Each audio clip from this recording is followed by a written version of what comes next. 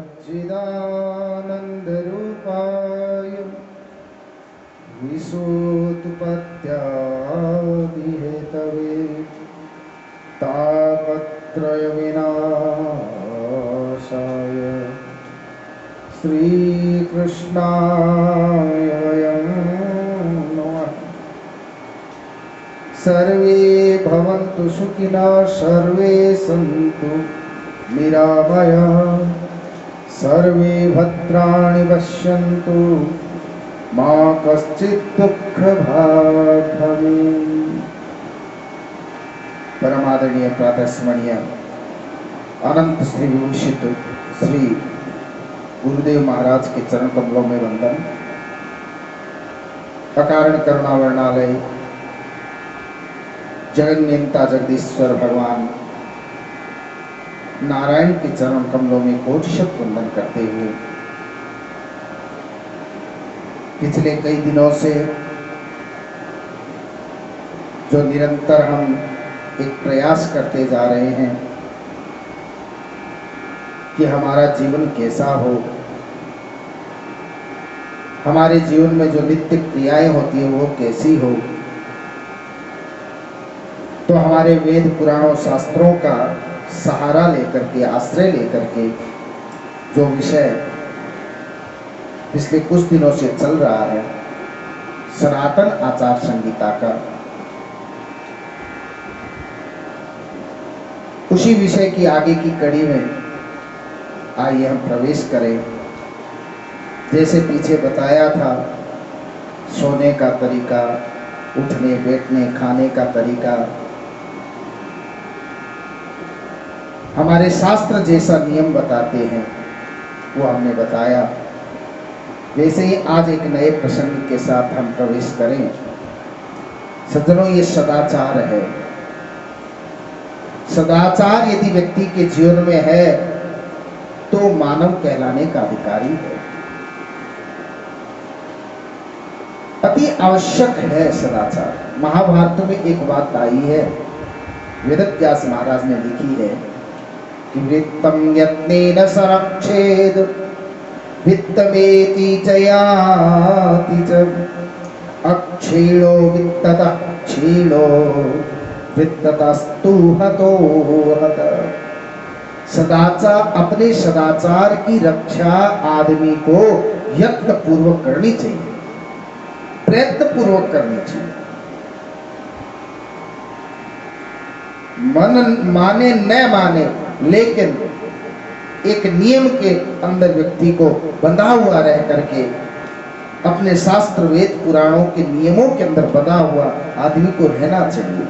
वो जैसी आज्ञा करते हैं वैसा ही कर्म करना चाहिए, वही सदाचारी है। जैसे हमारे पास धन है तो उसका कितने सुंदर तरीके से हम नियमन करते हैं। इतना धन है तो इतना यहाँ खर्च करेंगे, उतना वहां खर्च करेंगे। कोई उसके अंदर हम ढील नहीं छोड़ते, बड़ा प्रयत्न पूर्वक अपना नियम बनाएंगे, कितना कहाँ खर्च होना चाहिए, यूं ही नहीं उड़ा देंगे। बात विचार करने योग्य है कि जो धन आज नष्ट हुआ है कल वापिस आ सकता है, उसके लिए इतना प्रयत्न पूर्वक। महाभारत में यही बात बताई गई है कि धन यदि क्षीण हो जाए तो आदमी रह सकता है। सदाचारी व्यक्ति जो है वो क्षीण नहीं होता, लेकिन व्यक्ति के जीवन से यदि सदाचार चला जाए तो उसे नष्ट ही समझना चाहिए। वो नष्ट प्राय है यदि सदाचार जीवन में नहीं है। इसलिए इन सदाचारों को, वैदिक सनातनी जो नियम है हमारे, बोलने चलने खाने पीने रहने उठने बैठने सोने, सबका उन नियमों का पालन हमें करना चाहिए, तभी हम मनुष्य हैं। ये नियम पशुओं के लिए नहीं है, ये हम मनुष्यों के लिए बना है, हम मानव हैं। तो आइए आज के प्रसंग में हम प्रवेश करें। जैसे पीछे भोजन का विषय बताया, भोजन तो हम पवित्रता पूर्वक करते हैं, लेकिन एक बात इसमें मुख्य है कि हम जो भोजन लेकर के आते हैं, बाहर से जो अन्न लेकर के आते हैं जिससे भोजन पकाया जाता है, वो अन्न कैसा होना चाहिए। और अन्न से पवित्र होना चाहिए ये हम जानते हैं, लेकिन वो अन्न पवित्र कैसे होगा? जुड़ा हुआ है अर्थ से, धन से। हमारी कमाई यदि पवित्र है तो उस कमाई से, उस धन से लाया गया अन्न भी पवित्र रहेगा। मुख्य बात है ये अन्न के पवित्र होने की, कि यदि हम जो भी काम करते हैं, हम कमाई करते हैं, अर्थोपार्जन करते हैं, उसमें यदि अपवित्रता है, हम झूठ कपट आदि करके धन कमाते हैं, उस धन से यदि अन्न खरीद करके या खाने पीने योग्य वस्तु कोई भी खरीद करके लाते हैं तो वो अपवित्र होती है और अन्न का मन पर सीधा प्रभाव पड़ता है।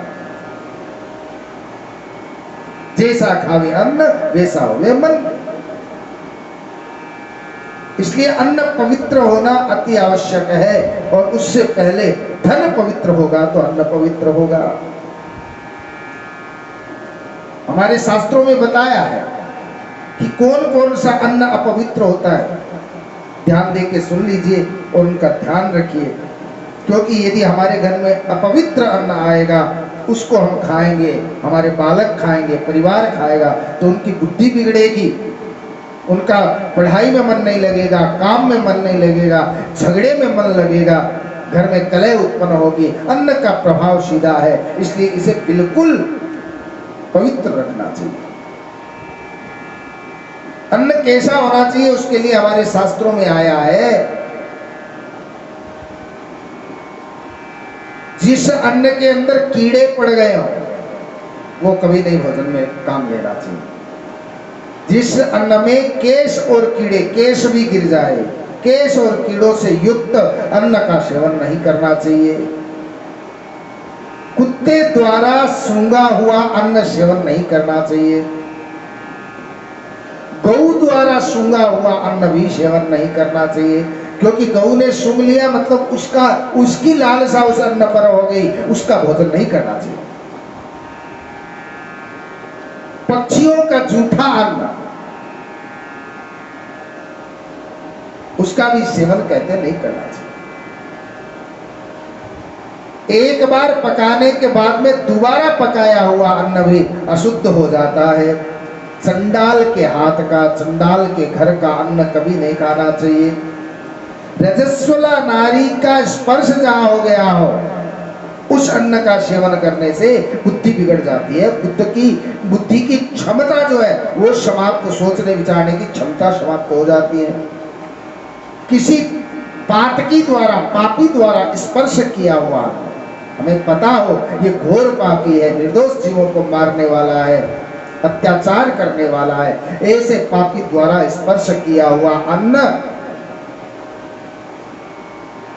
बिगड़ जाता है, उसमें पाप प्रवेश कर जाता है। इसलिए सावधान रहे ऐसे अन्न से। अनादर पूर्वक प्राप्त हुआ अन्न अपवित्र हो जाता है।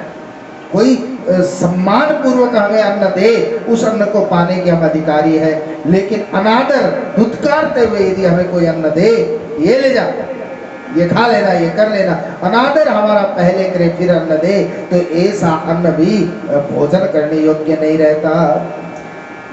दूसरे के अधिकार का अन्न, जिस पर दूसरे का अधिकार हो, ऐसा अन्न तो हमारे लिए अपवित्र है, उसके लिए पवित्र है, हमारे लिए वो अपवित्र हो जाता है।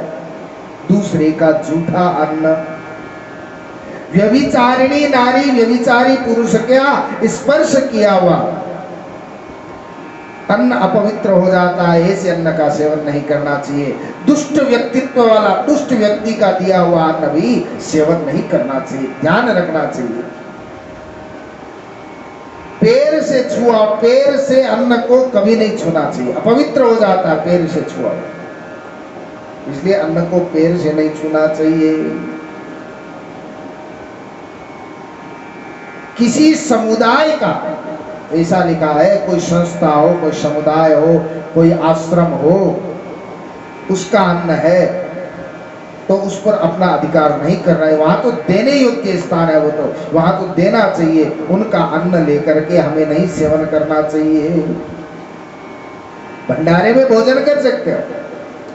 यहाँ समुदाय के अन्न का मतलब है किसी संस्था किसी समुदाय का अन्न है और हम बिना कुछ दिए यदि उसका सेवन करते हैं तो वो हमारे लिए अपवित्र है, उस पर हमारा अधिकार नहीं है। हम सेवा रूप में उसे भोजन रूप में ग्रहण कर सकते हैं, भंडारे में ग्रहण कर सकते हैं, लेकिन उसको चुरा करके लाना अपराध हो जाता है। श्राद्ध का, बड़ी गौर से सुनने वाली बात है, श्राद्ध का सूतक का अन्न जो खाता है वो अपवित्र है, अपवित्रता होती है। आजकल सोशल मीडिया पर भी कई बार सुनने को आता है कि ये जो मरणोपरांत भोजन व्यवहार होता है, लोगों को बुला करके भोजन करवाया जाता है, कई युवा वर्ग कहते इसको बंद करना चाहिए, ये फिजूल खर्ची है। और यहाँ भी आया कि श्राद्ध का सूतक का अन्न जो है वो अपवित्र होता है।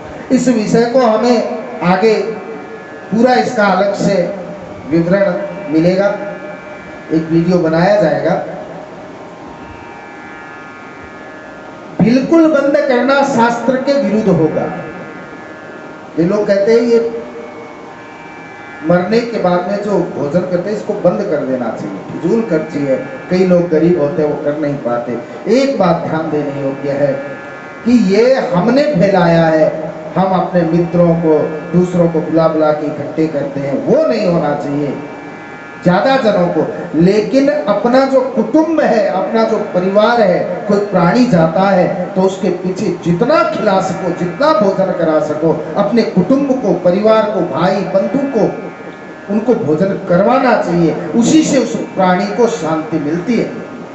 उस प्राणी के पीछे जरूर वो अन्न बिखेरना चाहिए, लेकिन ज्यादा मेवा मिष्ठान पकवान बना बना करके अपने मित्रों को, अपने सहयोगियों को, जहां तक जान पहचान है, बड़ा उत्सव मनाना, ये बिल्कुल गलत है, फिजूल खर्ची है। लेकिन अपने कुटुंब और परिवार को भोजन करवाना ये शास्त्र आज्ञा देता है, वो करवाना चाहिए। तो अपने कुटुंब में यदि कोई श्राद्ध है, सूतक है, तो उसका भोजन तो हमें करना ही चाहिए, उसका तो पुण्य है। लेकिन दूसरे के घर सूतक है, हमारे घर नहीं है, तो ऐसे श्राद्ध सूतक का अन्न जो होता है वो अपवित्र होता है। दुखी व्यक्ति का अन्न हमारे लिए, वास्तव में उसके जीवन में अनेक प्रकार के दुख है, तो उसका मानो अन्न अपवित्र है। लांगा हुआ, रोकर दिया हुआ, तिरस्कार पूर्वक दिया हुआ अन्न कभी सेवन नहीं करना चाहिए, वो दूषित माना जाता है, ऐसा हमारे शास्त्रों में बताया। बड़ा लंबा चौड़ा विवरण यहाँ दिया गया है। कुत्ता जो पालता है, कुत्ता पालने वाले का अन्न बिल्कुल अपवित्र है।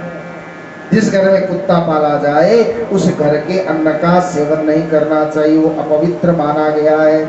शराब बेचने वाले का अन्न अपवित्र माना गया है, चंडाल का अन्न अपवित्र माना गया है, निर्दोष जीवों को मारने वाले शिकारी का अन्न कभी सेवन नहीं करना चाहिए, चुगलखोर का अन्न कभी नहीं सेवन करना चाहिए, सूदखोर जो नियम विरुद्ध ब्याज लेता हो, सूदखोर उसे कहते हैं, सूदखोर का अन्न कभी सेवन नहीं करना चाहिए, कृतज्ञ का अन्न भी नहीं खाना चाहिए, क्योंकि जैसा खावे अन्न वैसा होवे मन। कर्म कूर्म पुराण और पद्म पुराण के अंदर ये बात आई है कि यशान्ने नोद रस्तेन मृतस्तद्योनि माप्नुया, कि मरते समय जैसा अन्न हमारे पेट में होता है वैसी गति हमारी हो जाती है। अब मृत्यु कब आ जाए पता नहीं, किसका अन्न हमने खा रखा है, और भीतर जैसा अन्न है वैसा मन पर प्रभाव पड़ेगा, चित्त पर प्रभाव पड़ेगा, और मरते समय जैसी मति वैसी गति, मन पर सीधा प्रभाव। इसीलिए सावधानी पूर्वक अन्न का सेवन करना चाहिए। नमक, घी, अन्न कभी सीधे हाथ से नहीं परोसना चाहिए, कुर्सी से परोसना चाहिए, कोई साधन से परोसना चाहिए, हाथ लगा करके कभी नहीं परोसना चाहिए। अन्न को पवित्र रखो, वैसे ही जल को भी पवित्र रखना चाहिए, पवित्रता पूर्वक सेवन करना चाहिए। जल के विषय में बताया है, जल पान करे तो अंजलि से जल सीधा नहीं पीना चाहिए। नए वार्यांजलिना पिबेत, स्कंद पुराण में आया है, सीधा दोनों हाथ अंजलि भर के इसे नहीं पीना चाहिए अन्न को, जल को। बाएं हाथ से पिया हुआ जल मदिरा के समान हो जाता है, उल्टे हाथ से जल पीना चाहिए, ऐसा नारद पुराण में आया है। खड़े खड़े जल का पान नहीं करना चाहिए। नए जलम चोत्थिता पिबेत, स्कंद पुराण में आया, खड़े खड़े जल को न पिए, बैठ करके पानी पीना चाहिए। पानी पीते समय यदि भोजन के अंदर गिर गया तो वो भोजन करने योग्य नहीं रहता। पीने के बाद बचा हुआ जूठा पानी दोबारा पीने के लायक नहीं रहता, ऐसा महाभारत में आया। जल ही जीवन है सज्जनों, जल का दुरुपयोग नहीं होना चाहिए। स्नान करते समय, पीते समय, किसी भी प्रयोग में, वस्त्र धोते समय हम जल का जो उपयोग करते हैं, सीमित करना है। आगे जो समय आ रहा है उस समय को देखते दूरदर्शी बने और जल का बड़ा ध्यान रखें, ज्यादा फिजूल खर्ची जल की न करें। दूध के विषय में यहां बताया है कि देखो भाई, दूध तो गौ माता का ही होता है, अमृत तुल्य होता है। दूध गौ का ही सर्वश्रेष्ठ है, दूध जो है गाय का पियो। वैसे भैंस और बकरी का दूध भी पी सकते हैं। तीन ही पशुओं का दूध पीने लायक बताया, गाय, भैंस और बकरी। और श्रेष्ठ अमृत के समान यदि कोई दूध है, सात्विक गुणों को बढ़ाने वाला यदि कोई दूध है तो वो गौ माता का है। अन्य पशुओं का दूध त्याज्य बताया गया है, भैंस, बकरी और गौ के अलावा दूसरों का तो त्याज्य है, लेकिन गौ का दूध तो विशेष रूप से पीना चाहिए, ऐसा हमारा शास्त्र कहते हैं। लेकिन उसमें भी एक है कि गाय जब ब्याई हो तो 10 दिनों तक, ब्याई हुई, हाल की ब्याई हो जाएगा, 10 दिनों तक दुग्ध पान नहीं करना चाहिए, ऐसा महाभारत में आया है। 10 दिनों के बाद ही धीरे धीरे उस गऊ के दूध को अपने पीने में काम में लेना चाहिए। दूध को कभी खुला नहीं छोड़ना, भोजन और दूध दोनों को ही ढक करके रखना चाहिए, खुला नहीं छोड़ना चाहिए। अपावृत्तम पयोतिष्ठद उच्छिष्टा अस्पृशं जिदम, महाभारत में आया है, भोजन दूध आदि को कभी खुला न छोड़े, ढक करके रखें, पवित्रता से रखें। जाने अनजाने में एक अपराध और हो जाता है कि जिस गाय का बछड़ा तृप्त न हुआ हो, बछड़े को बिना तृप्त किए हुए उस गऊ का दूध निकाल करके हम यदि सेवन करते हैं तो महाराज ये महापाप कहलाता है। पहले बछड़े को तृप्त करना चाहिए जितना हो सके। इसीलिए कहते 2 स्तनों का दूध बछड़े को पिलाओ और 2 स्तनों का दूध हमें निकालना चाहिए। तो दूध भी हम जहां से लेकर के आते हैं गऊ का दूध, वो ग्वाला भी पवित्र होना चाहिए, ध्यान पूर्वक उस ग्वाले से दूध लेना चाहिए। और गाय भी कौन सी, अमेरिकन गाय नहीं, हमारी देशी गाय होनी चाहिए, उसका दूध सर्वश्रेष्ठ है। अमेरिकन गाय का तो ये पानी भी नहीं है, पानी में भी कई मात्रा में हमारे शरीर को पोषण मिलता है, लेकिन अमेरिकन दूध का जो पानी में जो पोषक तत्व होते हैं वो भी नहीं होते। वो आलसी प्रमादी बन जाता है जो इन दूसरी गौओं का दूध पीता है। इसीलिए ब्राह्मण को तो केवल आज्ञा है कि गऊ का दूध ही पिए, ब्राह्मण को सदैव गऊ का दुग्ध ही सेवन करना चाहिए। खाने पीने का हम लोगों पर सीधा असर होता है सज्जनों, इसलिए इन बातों का विशेष रूप से ध्यान रखना चाहिए।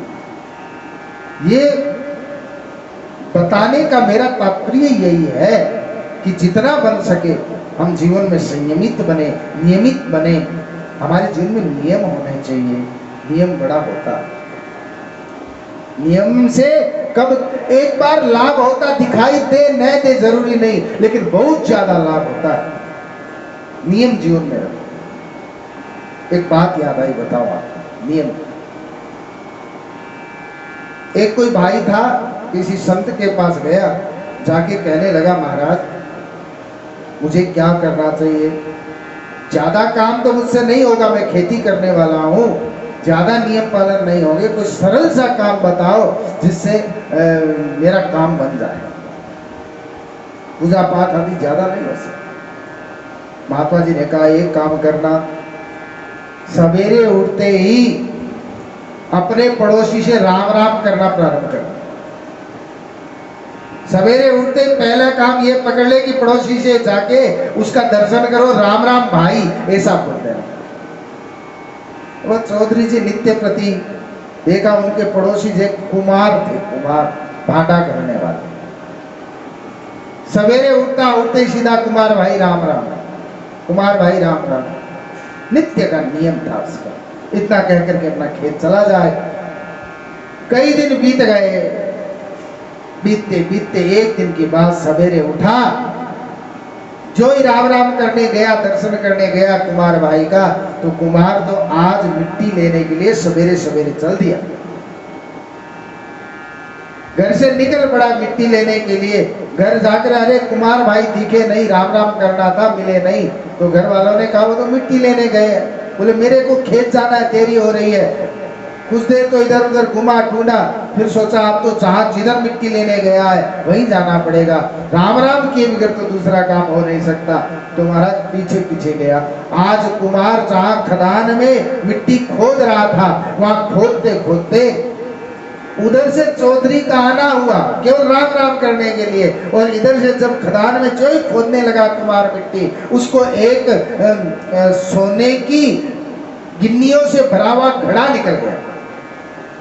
कुमार बड़ा प्रसन्न हुआ, आहा आज घड़ा निकला है, किसी को पता नहीं, अब तो मिट्टी खोदने की, भांडे गढ़ने की क्या आवश्यकता, इतनी मेहनत की, आज प्रभु ने कृपा कर दी, ऐसा सोच रहा था।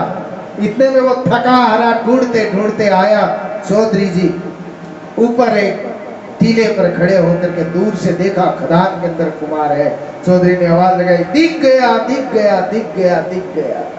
कुमार दिखाई दे दिया। चौधरी कहता दिख गया। कुमार ने सोचा कि ये दिख गया, घड़ा दिख गया, अब अकेले का अधिकार नहीं है। कुमार ने कहा हल्ला मत कर, आधा तेरा आधा मेरा। दोनों ने पार्टी कर लिया। अब महाराज वो फल देखो कहाँ जाए। एक नियम था राम राम करने का, नियम पकड़ दिया और उस नियम का फल भी मिल गया। ये तो एक समझाने के लिए कथानक है। नियम पकड़ोगे तो ये तो कुछ नहीं है, बहुत ज्यादा फायदा जीवन के अंदर मिलता है। इसी के साथ हम आज की वाणी को विराम देते हैं। अगला प्रसंग नए प्रसंग के साथ, कैसा स्पर्श अस्पर्श होना चाहिए, किस चीज को छूना चाहिए, किस चीज को नहीं छूना चाहिए, हमारे शरीर की चेष्टाएं क्या होनी चाहिए, क्या लक्षण है क्या कुलक्षण है, इन विषयों पर भी चर्चा होगी। जय श्री कृष्णा, राधे राधे।